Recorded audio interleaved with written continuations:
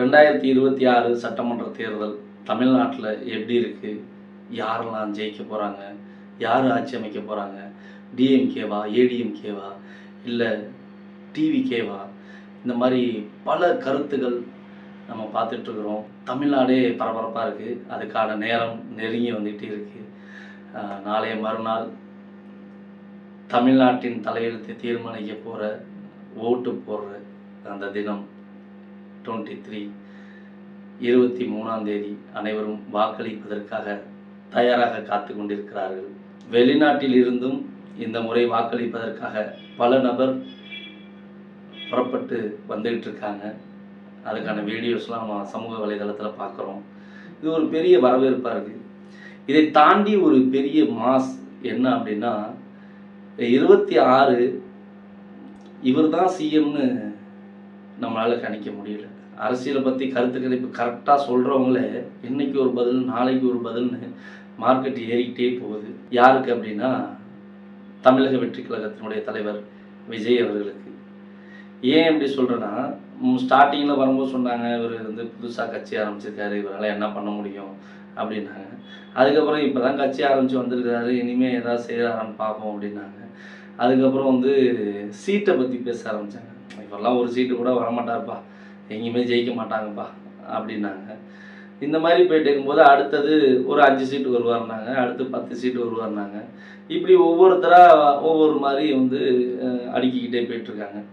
அதனால் இந்த தடவை என்ன நடக்க போகுதுன்னே தெரியல.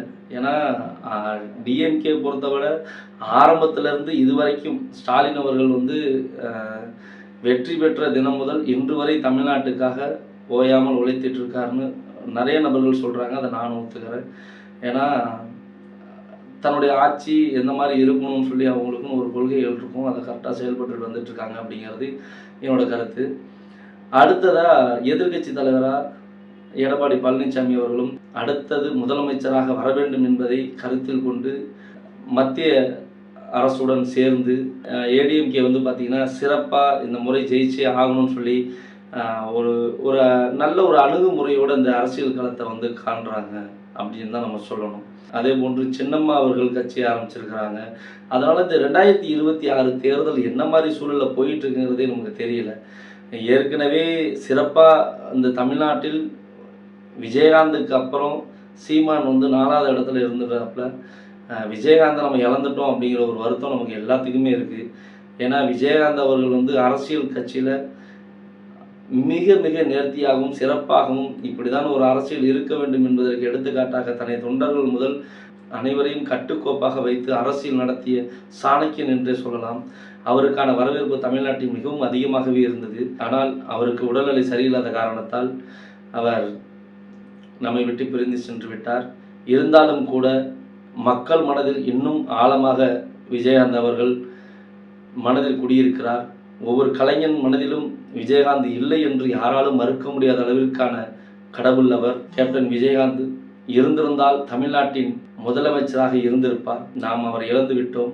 அதனால் பல நபர்கள் விஜயகாந்த் அவர்களை இழந்து விட்டோம், விஜய் அவர்களை இழந்துவிடக்கூடாது என்று ஆர்வமாக இந்த 2026 அரசியலை சந்தித்து வருகிறார்கள். சீமானை பற்றி சொல்ல வேண்டுமென்றால், நான் தமிழன் தான் ஆட்சி அமைக்க வேண்டும் என்ற ஒரே நோக்கத்தோடு பல்வேறு நல்ல திட்டங்களை வகுத்து 2026 அரசியலை களம் காண்கிறார். அதனால் அவருடைய தம்பிகள் 234 தொகுதிகளிலும் போட்டியிடுகிறார்கள். தமிழ்நாட்டில் முதலில் 234 தொகுதிக்கும் வாக்காளர் அறிவித்த ஒரே கட்சி, ஒரே மேடையில் சீமான் அவர்கள் அறிவித்த விஷயம் தமிழ்நாட்டில் மிகவும் பரபரப்பாக பேசப்பட்டது. சின்ன குழந்தைகள் முதல் கொண்டு டிவிகே என்று கூச்சலிடுகிறார்கள், விசில் விசில் என்று ஊதி தள்ளுகிறார்கள். இது தமிழ்நாட்டில் மிகப்பெரிய திருப்பமா மாறுமா?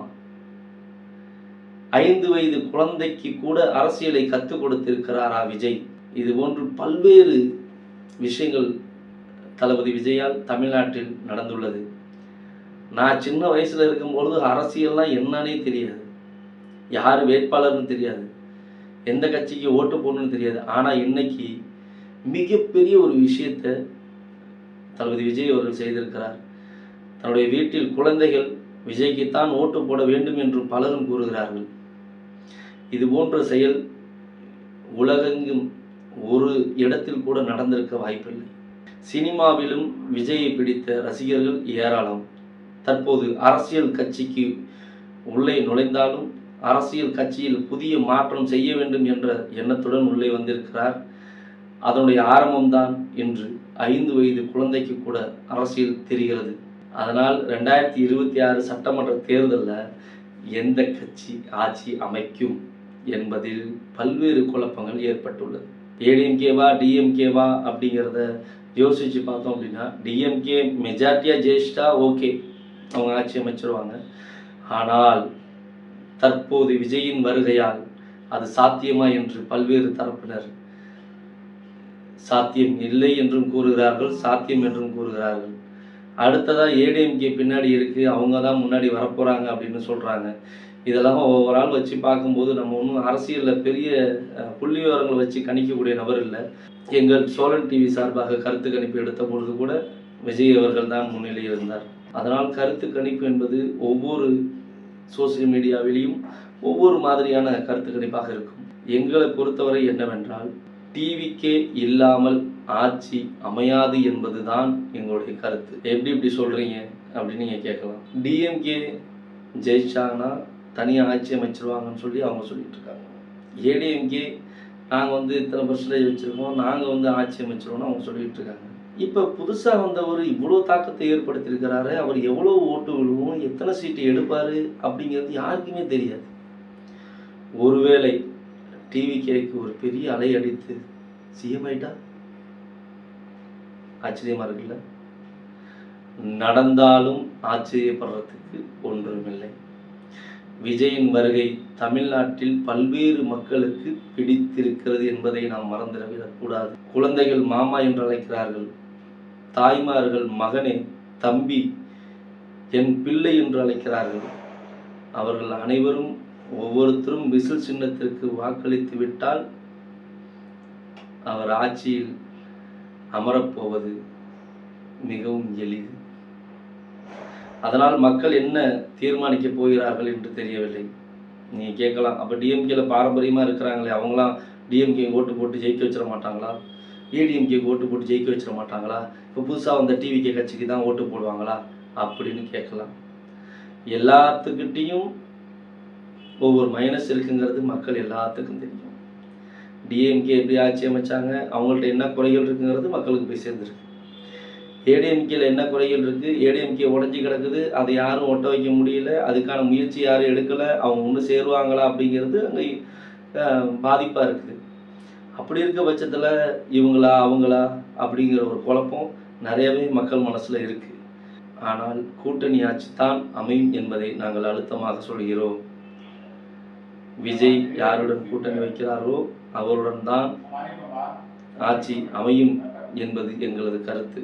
ஒருவேளை அது போன்று நடப்பதற்கு வாய்ப்பு அதிகம் என்றுதான் சோழன் டிவி சார்பாக நாங்கள் தெரியப்படுத்துகிறோம். 2026 சட்டமன்ற தேர்தலில் நல்லதே நடக்கட்டும், நல்லவர்கள் ஆட்சி அமையட்டும், மக்கள் மனது நிறையட்டும், தமிழ்நாடு மென்மேலும் வளரட்டும். நன்றி, வணக்கம்.